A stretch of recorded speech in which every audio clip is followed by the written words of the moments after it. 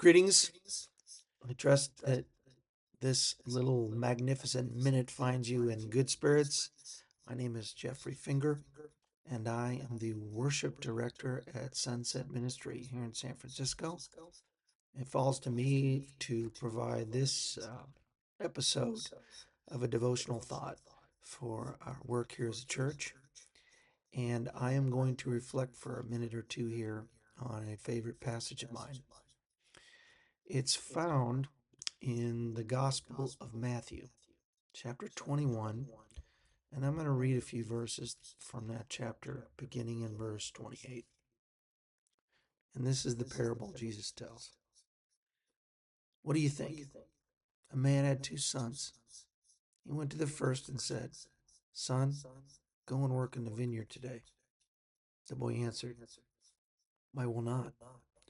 But later he had a change of heart, and he went. The father went to the other son and said the same thing. Now this boy answered, "I will, sir." But he didn't go.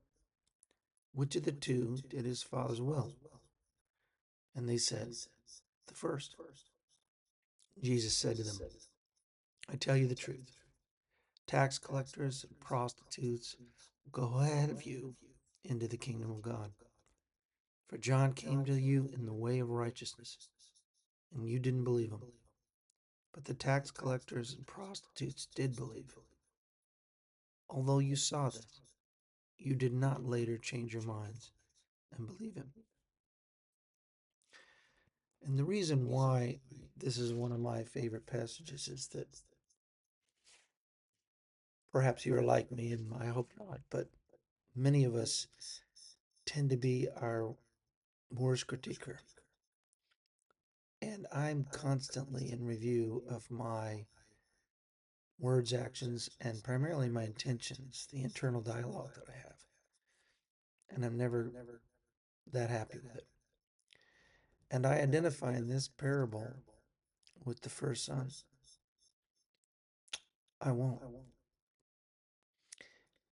In other words, at first glance, at first blush, my base instinct is to reject, rebel, repel, argue, dispute, whatever the case may be. I'm a stubborn mule. And in defiance, I, with that first son, said, "No, I'm not going to have anything to do with that. I'm going to play it my way." But after some thought and after some review, I have, at least most of the time, within me the ability to do what I know I should do. Kicking and screaming in most cases.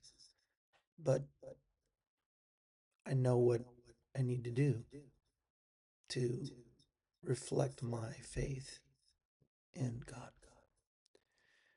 And so I come around. I'll either make it right, or with hesitation and procrastination, I'll come through and do what needs to be done in life. And I'm thankful that Jesus doesn't look at my process, which is so deeply flawed, broken, and doesn't look at my fits and my starts towards faithfulness. What he sees is the actions of my hands and my feet in doing all that I can in the end to fulfill what he's called me to do. And that's what matters. Prostitutes, the marginalized, highly disobedient, skeptical. That's the crowd I run with. And what I'm grateful for is that's the crowd that Jesus embraces. So count yourself today in good company. He comes for those who are imperfect and embraces us all the same.